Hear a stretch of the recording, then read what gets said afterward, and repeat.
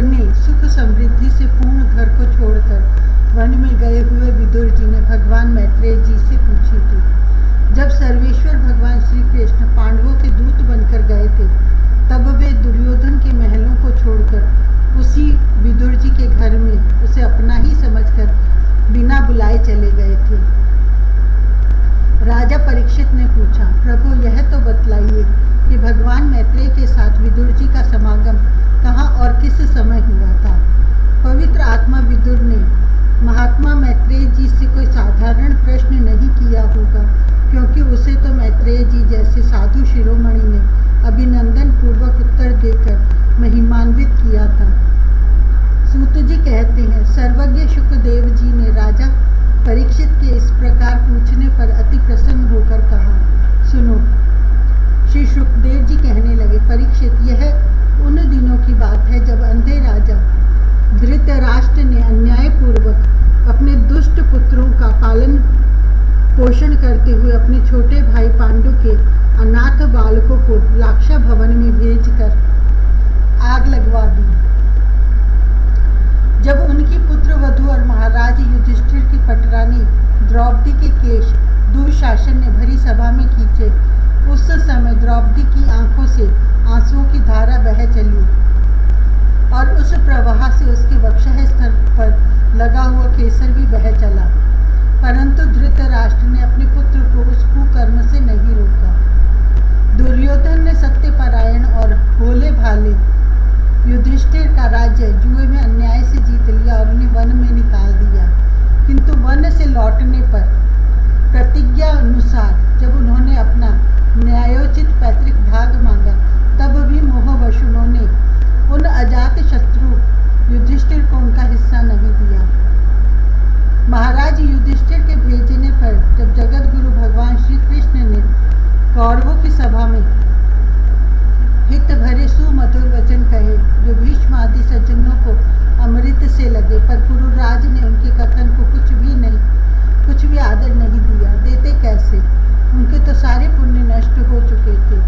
फिर जब सलाह के लिए विदुर जी को बुलाया गया, तब मंत्रियों में श्रेष्ठ विदुर जी ने राजभवन में जाकर बड़े भाई धृतराष्ट्र के पूछने पर उन्हें वह सम्मति दी जिसे नीति शास्त्र के जानने वाले पुरुष विदुर नीति कहते हैं। उन्होंने कहा, महाराज, आप अजात शत्रु महात्मा युधिष्ठिर को उनका हिस्सा दे दीजिए। वे आपके न सहने योग्य अपराध को भी सह रहे हैं। भीम रूप काले नाग से तो आप भी बहुत डरते हैं। देखिए, वह अपने छोटे भाइयों के सहित बदला लेने के लिए बड़े क्रोध से फुफकारे मार रहा है। आपको पता नहीं, भगवान श्री कृष्ण ने पांडवों को अपना लिया है। वे यदुवीरों के आराध्य देव इस समय अपनी राजधानी द्वारकापुरी में विराजमान हैं। उन्होंने पृथ्वी के सभी बड़े बड़े राजाओं को अपने अधीन कर लिया है तथा ब्राह्मण और देवता भी उन्हीं के पक्ष में हैं। जिसे आप पुत्र मानकर पाल रहे हैं तथा जिसकी हाँ में हाँ मिलाते जा रहे हैं, उस दुर्योधन के रूप में तो मूर्तिमान दोष ही आपके घर में घुसा बैठा है। यह तो साक्षात भगवान श्री कृष्ण से द्वेष करने वाला है। इसी के कारण आप भगवान श्री कृष्ण से विमुख होकर श्रीहीन हो रहे हैं। अतएव यदि आप अपने कुल की कुशल चाहते हैं तो इस दुष्ट को तुरंत ही त्याग दीजिए। विदुर जी का ऐसा सुंदर स्वभाव था कि साधुजन भी उसे प्राप्त करने की इच्छा करते थे, किंतु उनकी यह बात सुनते ही कर्ण, दुशासन और शकुनी के सहित दुर्योधन के ऊँट अत्यंत क्रोध से फड़कने लगे और उसने उनका तिरस्कार करते हुए कहा, अरे इस कुटिल दासी पुत्र को यहाँ किसने बुलाया है? यह जिनके टुकड़े खा खाकर जीता है, उन्हीं के प्रतिकूल होकर शत्रु का काम बनाना चाहता है। इसके प्राण तो मत लो, परंतु इसे हमारे नगर से तुरंत बाहर निकाल दो। भाई के सामने ही कानों में वाण के समान लगने वाले इन अत्यंत कठोर वचनों से मर्माहत होकर भी विदुर जी ने कुछ बुरा न माना और भगवान की माया को प्रबल समझकर अपना धनुष राजद्वार पर रख वे हस्तिनापुर से चल दिए। कौरवों को विदुर जैसे महात्मा बड़े पुण्य से प्राप्त हुए थे। वे हस्तिनापुर से चलकर पुण्य करने की इच्छा से भूमंडल में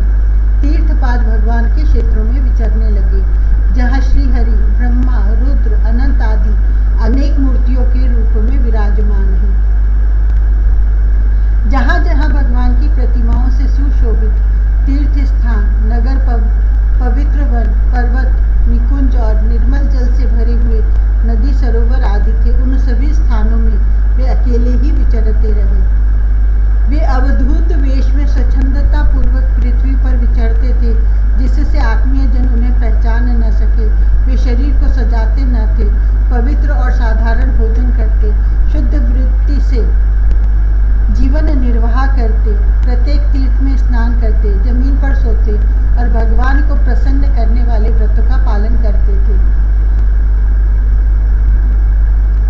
इस प्रकार भारतवर्ष में ही विचरते विचरते जब तक वे प्रभास क्षेत्र में पहुँचे, तब तक भगवान श्री कृष्ण की सहायता से महाराज युधिष्ठिर पृथ्वी का एक छत्र अखंड राज्य करने लगे थे।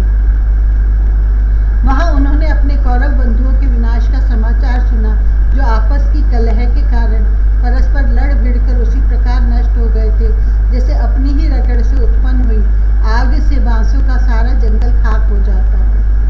यह सुनकर वे शोक करते हुए चुपचाप सरस्वती के तीर पर आए। वहां उन्होंने त्रित, उष्णा, मनु, पृथु, अग्नि, असित, वायु, सुदास, गौ, गुह और श्राद्ध देव के नामों से प्रसिद्ध 11 तीर्थों का सेवन किया।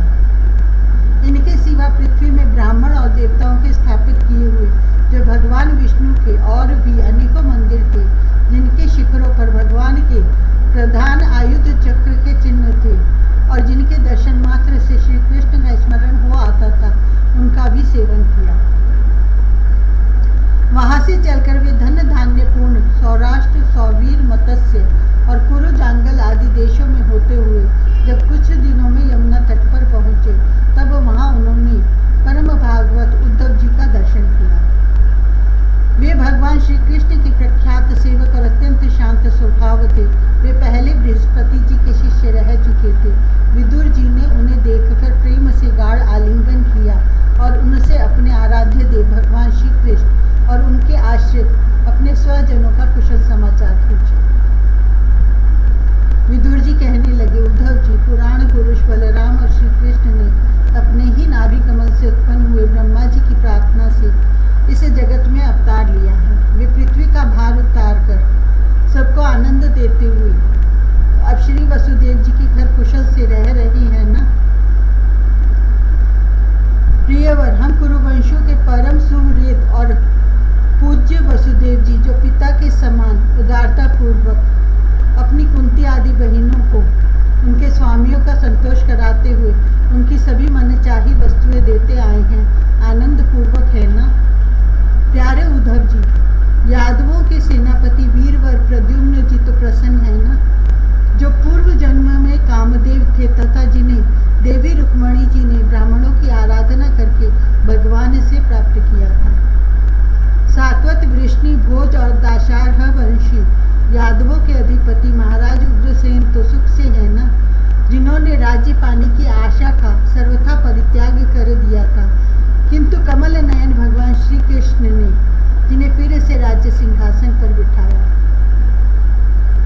सौम्य, अपने पिता श्री कृष्ण के समान समस्त रथियों में अग्रगण्य श्री कृष्ण तनय सांब सकुशल तो हैं। ये पहले पार्वती जी के द्वारा गर्भ में धारण किए हुए स्वामी कार्तिक हैं। अनेकों व्रत करके जाम्बवती ने इन्हें जन्म दिया था, जिन्होंने अर्जुन के रहस्य युक्त धनुर्विद्या की शिक्षा पाई है। इन्होंने अर्जुन से रहस्य युक्त धनुर्विद्या की शिक्षा पाई है। वे सात्यकी तो कुशल पूर्वक हैं। वे भगवान श्री कृष्ण की सेवा से अनायास ही भगवत जनों की उस महान स्थिति पर पहुंच गए हैं जो बड़े बड़े योगियों को भी दुर्लभ है। भगवान के शरणागत निर्मल भक्त बुद्धिमान अक्रूर जी भी प्रसन्न है ना, जो श्री कृष्ण के चरण चिन्हों से अंकित वज्र के मार्ग की रज से प्रेम से अधीर होकर लौटने लगे थे। भोजवंशी देवक की पुत्री देवकी जी अच्छी तरह है ना, जो देव माता अदिति के समान ही साक्षात विष्णु भगवान की माता है। जैसे वेद त्रयी यज्ञ विस्तार रूप अर्थ को अपने मंत्रों में धारण किए रहते हैं, उसी प्रकार उन्होंने भगवान श्री कृष्ण को अपने गर्भ में धारण किया था। आप भक्त जनों की कामनाएं पूर्ण करने वाले भगवान अनिरुद्ध सुख पूर्वक है ना, जिन्हें शास्त्र वेदों के आदि कारण और अंतःकरण चतुष्टय के चौथे अंश मन के अधिष्ठा बतलाते हैं। सौम्य स्वभाव उद्धव जी अपने हृदयेश्वर भगवान श्री कृष्ण का अनन्य भाव से अनुसरण करने वाले बोरिदीक, सत्यभामानंदन, चारुदेष्ण और गद आदि अन्य भगवान के पुत्र हैं। वे सब भी कुशल पूर्वक है ना। महाराज युधिष्ठिर अपनी अर्जुन और श्री कृष्ण रूप दोनों भुजाओं की सहायता से धर्म मर्यादा का न्यायपूर्वक पालन करते हैं ना। मैं दानव की बनाई हुई सभा में इनके राज्य वैभव और दबदबे को देखकर दुर्योधन को बड़ा डाह हुआ था।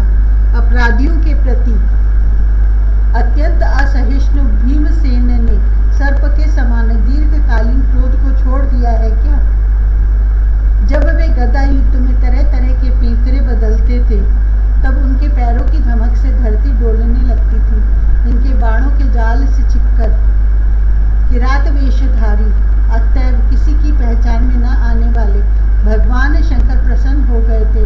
वे रथी और युद्धपतियों का सुयश बढ़ाने वाले गांडीवधारी अर्जुन तो प्रसन्न है ना। अब तो उनके सभी शत्रु शांत हो चुके होंगे। पलक जिस प्रकार नेत्रों की रक्षा करते हैं उसी प्रकार कुंती के पुत्र युधिष्ठिर आदि जिनकी सर्वदा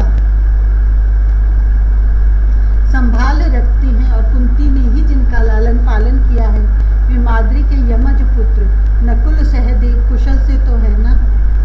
उन्होंने युद्ध में शत्रु से अपना राज्य उसी प्रकार छीन लिया जैसे दो गरुड़ इंद्र के मुख से अमृत निकाल लाए। अहो बेचारी कुंती तो राजर्षि श्रेष्ठ पांडु के वियोग में मृत पायसी होकर भी इन बालकों के लिए ही प्राण धारण किए हुए हैं।